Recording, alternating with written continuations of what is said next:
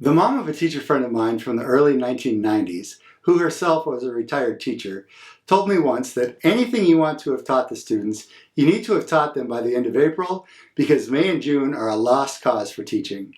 While I don't fully agree with this old teacher wisdom, I do agree that teaching does get harder as we get closer to the end of the school year. But does that mean we should give up? Heck no! It does mean that we do have to get more intentional and play to the opportunities provided to us by the context of the season. Stick around and I'm going to give you 4 ways to make May and June the most rewarding months of your teaching calendar.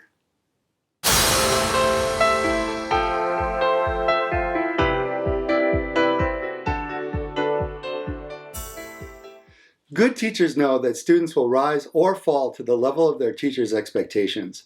When educators set high expectations for their students, students are more likely to push themselves, persevere through difficulties, and achieve remarkable results. On the other hand, if teachers have low expectations or doubt their students' capabilities, it can create a self-fulfilling prophecy where students internalize these beliefs and perform below their actual potential.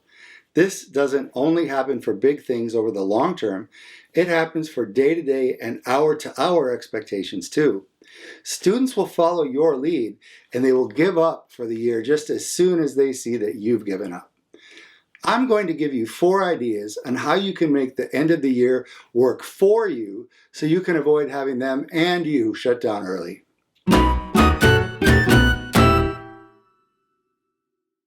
First, swing the focus of the student's work from always looking forward to appreciating how far they've come.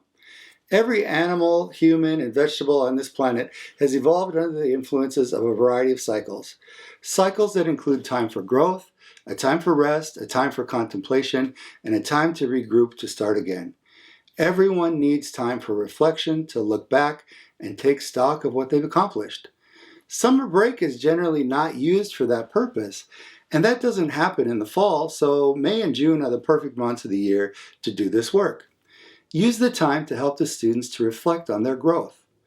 One effective way of doing this reflection could be for students to create a portfolio of work that you may have helped them save over the course of the year. Depending on the student's grade level, they might choose to include assignments that represent something that was hard, but now they understand, or that they are proud of, or that was their favorite task of the year. They could write a short paragraph about why they chose to include each item in their portfolio, and maybe write a letter to an adult that they want to share their portfolio with.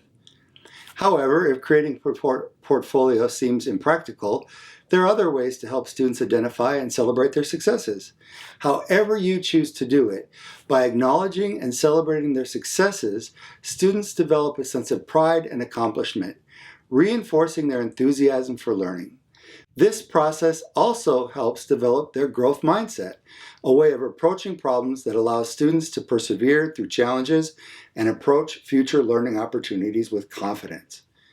When we take a step back and reflect with the students on how far they've come, it really helps them appreciate all the learning they've done this year. By creating an environment that values reflection and celebrates growth, we give students the power to take control of their learning and be proud of everything they've achieved.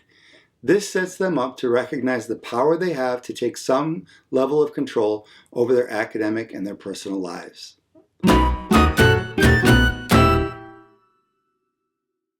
Second, instead of resorting to busy work that lacks real learning value, focus on increasing the meaningfulness of the work. Some teachers that I've known over the years have chosen to implement assignments for this time of the year that could be considered busy work. Work that takes time, but that doesn't really engage the students cognitively or spiritually. Avoid these kinds of assignments because the students will see through your plan and they will rebel. It ends up being kind of torturous for all of you with little to no real learning coming out of it. What will work is setting the students to work on a project that has some real meaning to it.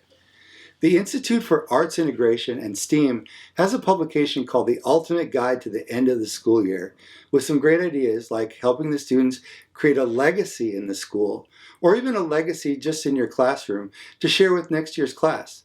You'll even find some ready-made units on their page. Pernell Ripp, a 7th grade teacher, author, and educational consultant, wrote about helping the students make meaning in the last days of the school year. She suggested designing a project that motivates students to tap into their fullest potential, while also paying tribute to the close-knit community that you fostered.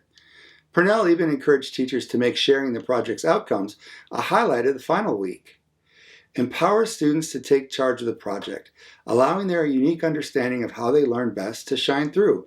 Let it be an interactive experience that strengthens the bonds formed in your classroom throughout the year. And don't just be a bystander. Actively participate in the project to show your students that you're an integral part of their community.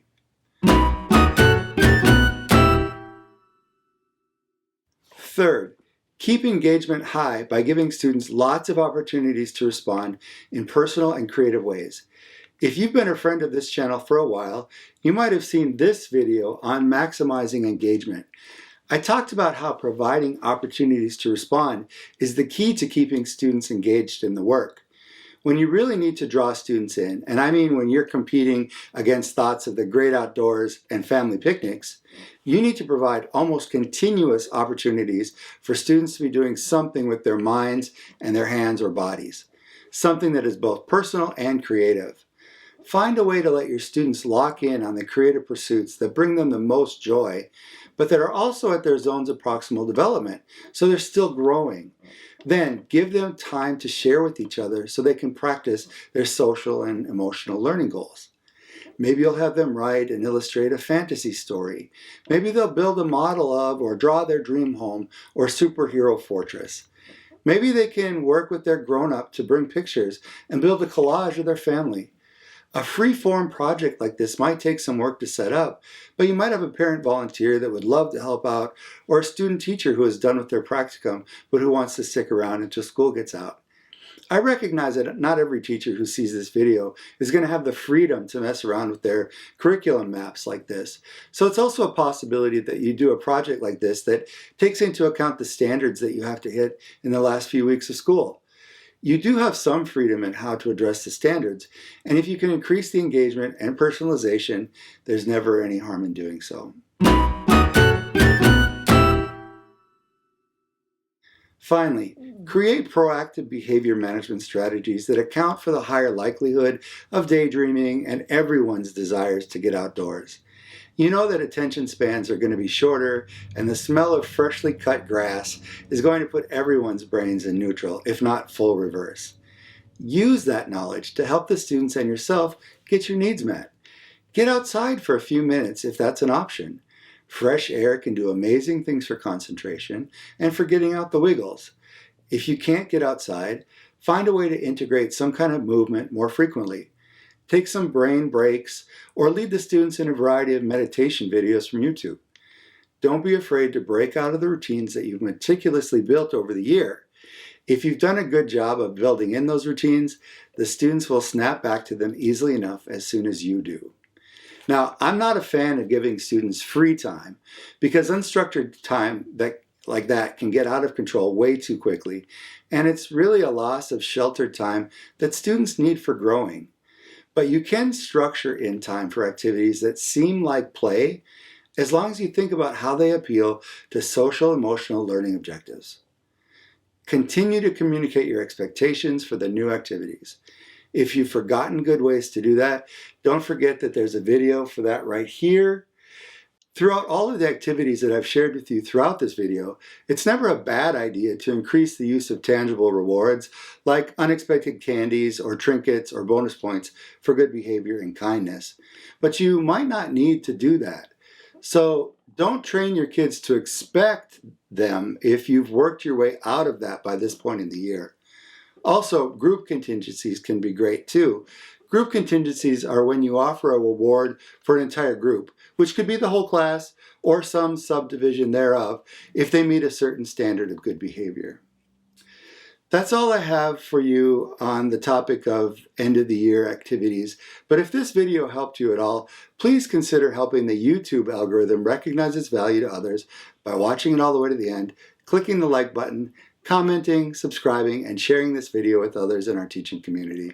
Thank you so much for your support. And until next time, stay strong, stay healthy, and get some rest.